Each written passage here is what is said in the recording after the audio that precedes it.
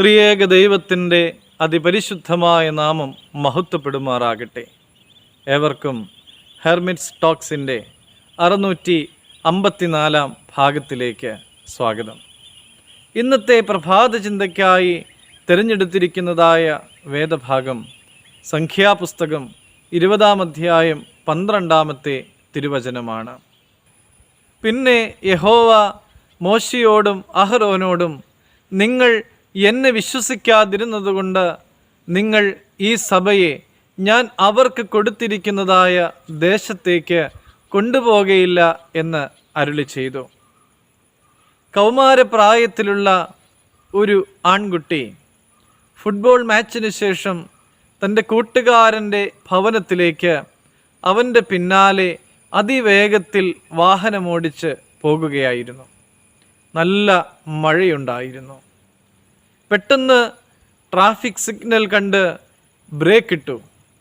വാഹനം തെന്നിപ്പോയി ഒരു വലിയ മരത്തിൽ ചെന്ന് ഇടിച്ചു. വാഹനം നിശേഷം തകർന്നുപോയി. ദൈവകൃപ കൊണ്ട് അവന് ജീവൻ നഷ്ടമായില്ല എന്ന് മാത്രം. വീണ്ടും വിചാരമില്ലാതെ അവൻ ചെയ്തതായ പ്രവൃത്തിക്ക് അവൻ വലിയ വിലയാണ് കൊടുക്കേണ്ടി വന്നത്. ഇതുപോലെ മോശയുടെ ജീവിതത്തിലും ചിന്തയില്ലാതെ ചെയ്തതായ ഒരു പ്രവൃത്തിക്ക് വലിയ വില നൽകേണ്ടി വന്നിട്ടുണ്ട്. സീൻ മരുഭൂമിയിൽ വെച്ച് ജനത്തിന് വെള്ളമില്ലാതെ വന്നപ്പോൾ ജനമെല്ലാം മോശയ്ക്കും അഹറോനും എതിരായിട്ട് കൂട്ടം കൂടി. മോശയും അഹറോനും ദൈവം മുമ്പാകെ കവിണ്ണു വീണു. ദൈവം അവരോട് കൽപ്പിച്ചു, നിങ്ങൾ പാറയോട് കൽപ്പിക്കുക, അത് വെള്ളം തരും. എന്നാൽ പാറയോട് കൽപ്പിക്കുവാനായിട്ട് ദൈവം പറഞ്ഞതിന് പകരമായി മോശ പാറയെ വടികൊണ്ട് 2 പ്രാവശ്യം അടിക്കുകയാണ് ചെയ്തത്. ദൈവത്തെ വിശ്വസിക്കാതെ മോശ ഈ പ്രവൃത്തി ചെയ്തതുകൊണ്ട് ദൈവം കൽപ്പിച്ചു, നിങ്ങൾ വാഗ്ദത്ത ദേശത്ത് പ്രവേശിക്കുകയില്ല. കർത്താവിൽ സ്നേഹമുള്ളവരെ, നമ്മുടെ ജീവിതത്തിലും നമ്മൾ വീണ്ടും വിചാരമില്ലാതെ എടുക്കുന്നതായ തീരുമാനങ്ങൾക്ക് ഒരുപക്ഷെ വലിയ വില കൊടുക്കേണ്ടതായിട്ട് വരും.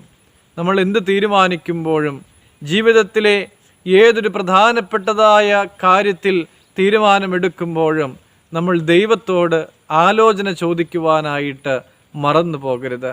ദൈവത്തിൻ്റെ നിർദ്ദേശങ്ങൾ അനുസരിക്കുവാൻ, ദൈവത്തിൻ്റെ നടത്തിപ്പിനു വേണ്ടി നമ്മെ തന്നെ വിട്ടുകൊടുക്കുവാനുമൊക്കെയുമായിട്ട് നമ്മൾ പരിശ്രമിക്കണം. അതിനുവേണ്ടി ദൈവസന്നിധിയിൽ കൂടുതൽ സമയം ചെലവഴിക്കുവാൻ, പ്രാർത്ഥിക്കുവാൻ നമുക്കൊക്കെയും സാധിക്കട്ടെ എന്ന് പ്രത്യേകമായിട്ട് പ്രാർത്ഥിക്കുന്നു. ദൈവം അനുഗ്രഹിക്കട്ടെ.